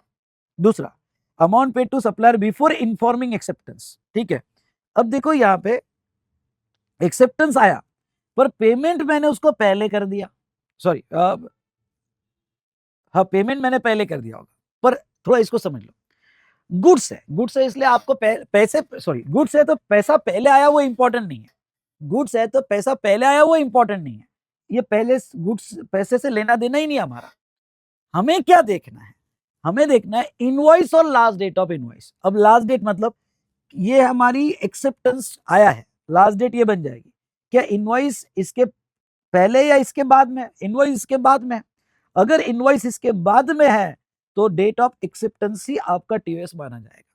ठीक है, और acceptance not communicated within 6 months, ओ भाई साहब, जब अब रिमूवल पिक्चर में आए, रिमूवल से 6 मंथ्स में एक्सेप्टेंस नहीं मिला, अगर रिमूवल से 6 मंथ्स में एक्सेप्टेंस नहीं मिला, ओके, तो जिस दिन 6 मंथ्स ओवर हो गए, अब 6 मंथ्स कब ओवर हो गए, यहां से 6 मंथ्स मैं लू तो 14YY को 6 मंथ्स कंप्लीट हो गए। ओके, तो इसके पहले इनवॉइस होगा, sorry 14XY, sorry XY, 14XY को कंप्लीट हो गए, तो इसके पहले अगर आपको इनवॉइस आपने इशू किया होगा तो वो डेट, या जिस दिन 6 मंथ्स कंप्लीट हो गए तो आपने मई में इनवॉइस दिया है जबकि आपके 6 मंथ्स 14 को कंप्लीट हो जाते हैं तो आपका टीओएस 14 को आ जाएगा। तो चलिए दोस्तों, I have tried my best, ये रिवीजन है। ओके, और ये मैंने यहाँ पे हमारा complete chart time of supply का कंप्लीट किया। आई होप आपको ये रिवीजन पसंद आई होगी, पसंद आई होगी तो मैक्सिमम स्टूडेंट्स को शेयर करना। ओके, क्वेश्चन बुक अगर आपको आपके पास है तो ओके, एडिशनल क्वेश्चंस का मैं ओके जो भी आपके बुक में, यानी एडिशनल मतलब कौन से बेटा, अगर आपने जुलाई 25 बैच किया होगा, उसके पहले का बैच किया होगा तो आपको नया क्वेश्चन मेरे वेबसाइट से बाय कर लो, पर जुलाई 25 का रिसेंट बैच किया होगा तो ये एडिशनल क्वेश्चन जो भी मैंने अभी डिस्कस किए ये मैं वन स्टॉप सॉल्यूशन लिंक में डाल दूंगा और आपके टेलीग्राम चैनल में, आपने मेरा क्लास किया होगा तो टेलीग्राम चैनल में शेयर भी कर दूंगा। लेकिन ओके, आप वन स्टॉप सॉल्यूशन में लिंक में देख लेना। बाकी जो मेरे स्टूडेंट नहीं होंगे या फिर जो पुराने स्टूडेंट होंगे, एटलीस्ट आपने क्वेश्चन तो भी बाय कर लेना, चार्ट बुक तो भी बाय कर लेना। सो दोस्तों, चलिए मिलते हैं ओके नेक्स्ट सेशन में। और नेक्स्ट सेशन में आपको कह दूं सप्लाई और आरसीएम के रहेंगे, सप्लाई का रहेगा। तो सप्लाई का मैंने ऑलरेडी रिकॉर्ड किया हुआ था, लास्ट टाइम नया था ओके, तो पूरा बहुत अच्छे से रिकॉर्ड किया है, तो वो आपको रिकॉर्डेड सेशन प्लेलिस्ट में, डिस्क्रिप्शन में प्लेलिस्ट में आप अपडेट हो जाएगा। सिर्फ 2-3 सेशंस में रिकॉर्डेड देने वाला हूँ ओके, 4 सेशंस, बाकी सब सारे नए, क्योंकि लास्ट टाइम में मैंने बहुत अच्छे से रिकॉर्ड कर लिया था ओके। तो सप्लाई भी देख लेना ओके, इसके बाद का सेशन ओके। और मैं नेक्स्ट सेशन जो है, यस दोस्तों, हमारा आईटीसी का सेशन है, जो भी हमारे शेड्यूल के हिसाब से, ये शेड्यूल मैंने टेलीग्राम चैनल में डिस्क्रिप्शन में देखोगे तो मैंने शेयर किया है ओके। शेड्यूल के हिसाब से सारे इंपॉर्टेंट चैप्टर्स के रिवीजन लाते जाओगा। अगर अच्छा लगा होगा तो लाइक जरूर कीजिएगा। Thank you so much.